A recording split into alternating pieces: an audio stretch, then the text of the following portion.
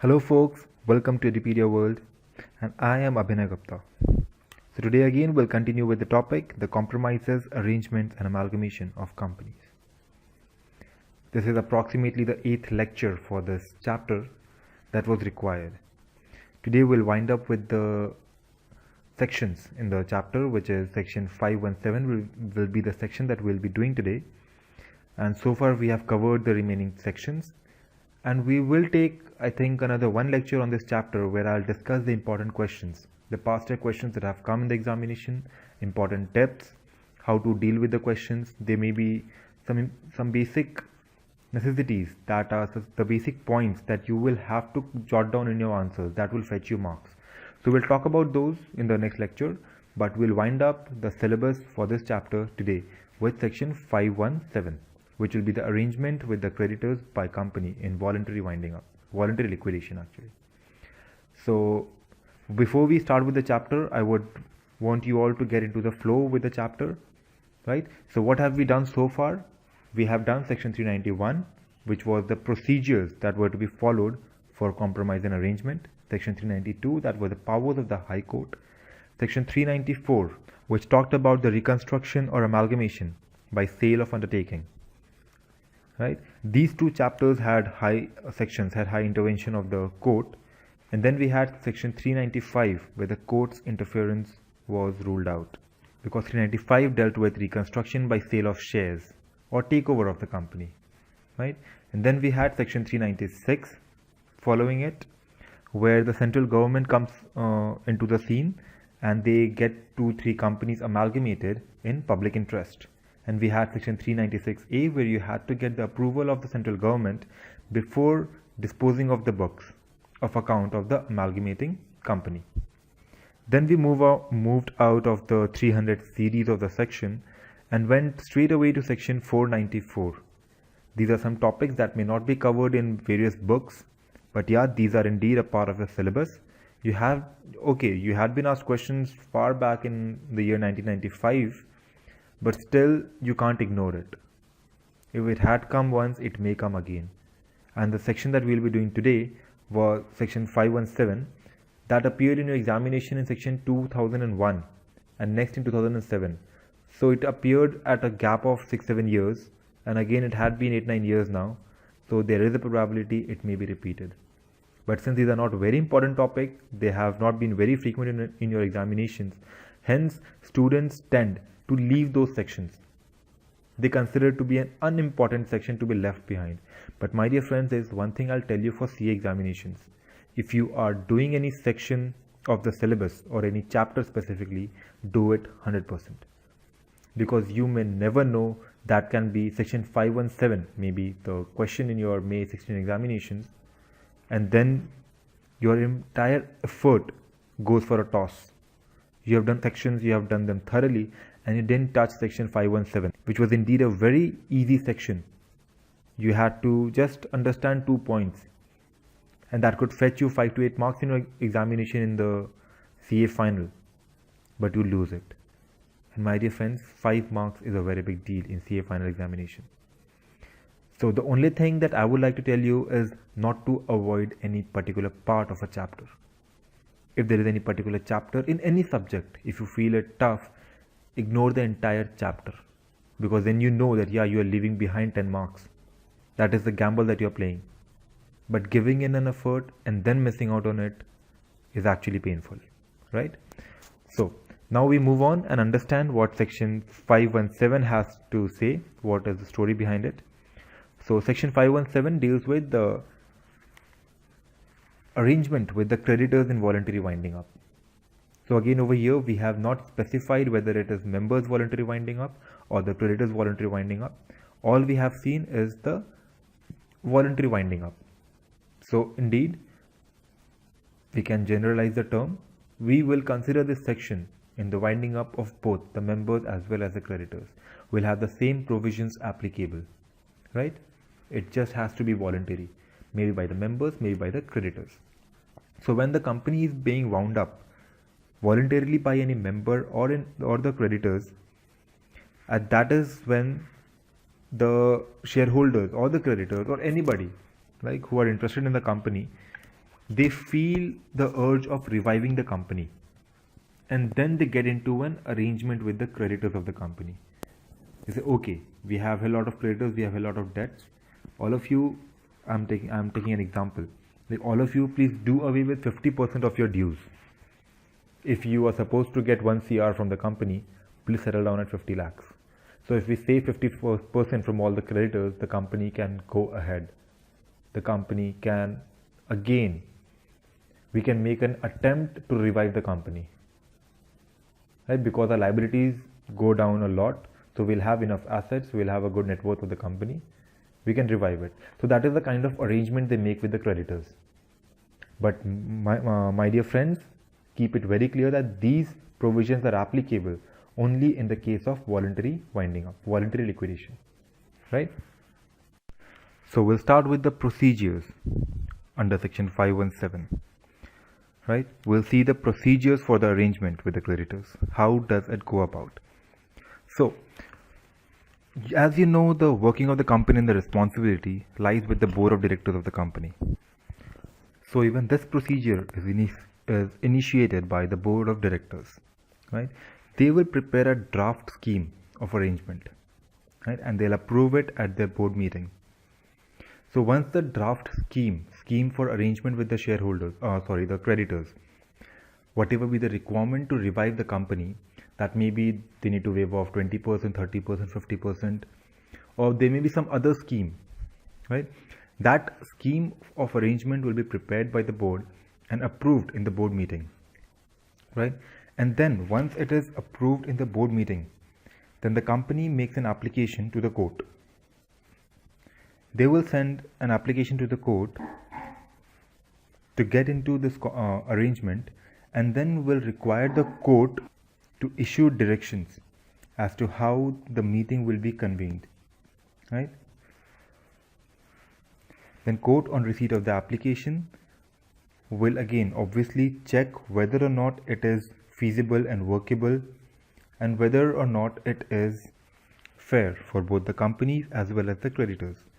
And then it will issue the directions to hold the meeting of the creditors, the meeting of the members, or the meeting of whomsoever is required as per the scheme, right? And once the court gives out the direction for holding the meeting, the shareholders go ahead to hold a meeting and approve the scheme by passing a special resolution. Now the scheme was prepared by the board of directors, then the company made an application to the court, and then the shareholders also approve the scheme, and they will pass a special resolution whether they are actually ready for the settlement, for the arrangement with the creditors, or do they want to continue with the liquidation of the company. Because as we know, this section is applicable only in the case of voluntary winding up. So if the members have gone into a decision, they have taken a decision of winding up the company, they may be reluctant to the arrangement because they are mentally prepared. They know the position of the company, they know what they're going to get. So there may be some shareholders who may be reluctant to it. So that is why once the special resolution had been passed for voluntary liquidation, the scheme will have to be passed again through a special resolution of the members, right? It does not require a unanimous resolution, but yes, at least a special resolution, right?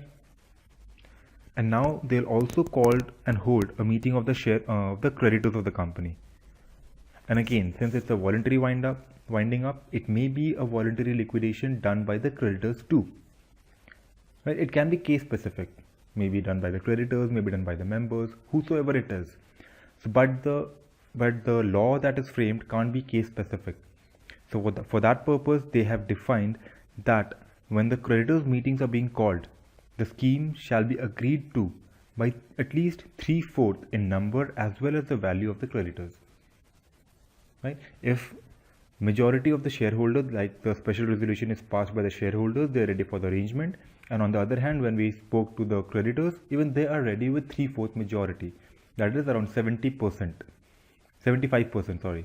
If 75% of the creditors agree to the scheme, then they go ahead with the settlement, they go ahead with the arrangement.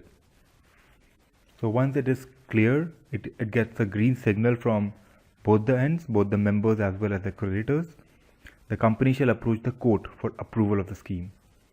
Now, initially they had approached the court for issuing the direction for holding the meeting. Right? Because board of directors, they can't go ahead and ask the creditors and the members, they can't force them or compel upon them to hold a meeting. That is why they had to take the support of the court. They'll approach the court will issue directions for the shareholders and the creditors to hold the meeting. Then they hold the meeting and the shareholders pass a special resolution, creditors pass a resolution by 3/4 majority, right? And then once they approve the scheme goes back to the court again, and this time it is not for the direction, it is for the approval sake, right? And then the court sees to the viability and the workability of the scheme and approves the scheme. But as we have seen in our previous sections also, section 391, section 394, where the court's intervention was a must, which was pervasive over there, we had seen that the scheme is not effective until it is registered with the ROC, until a certified copy of the court's order is filed with the ROC. So the moment you file the certified copy of the court's order with the ROC, the scheme comes into effect. Right? So that was the final stage for this part. So we have seen that the main tips, the points that you need to remember in section 517 is that the members pass a special resolution and creditors will have to approve it with 3/4 majority in number as well as the value. But now if there is any creditor or any contributory who are not in support of the scheme, right, then they may within 3 weeks from the completion of the arrangement appeal to the court against the scheme of arrangement. So after the arrangement is done, the oppositions will be given 3 weeks buffer time within which they can come and they can appeal, okay, we don't want the arrangement, and then the matter will be looked into again. But if the arrangement is done and 3 weeks lapses, then the arrangement is freezed, it is final. Now there will be no appeal against the arrangement by the creditors, right? And when the appeal is made to the court has the power to amend, to vary, confirm or set aside the arrangement. It is all the power of the court. It is just that they'll have to prove to the satisfaction of the court that the arrangement is not beneficial for them. Obviously it is not supposed to be beneficial, but it should not be one-sided. It should not be a great benefit for the members and a great loss for the creditors. It has to be balanced. If the creditors are suppose letting out 50% of their shares, their dues, then even the members have to lose on to something, right? It is not about, okay, we'll not give the creditors, okay, you are happy, we run the company.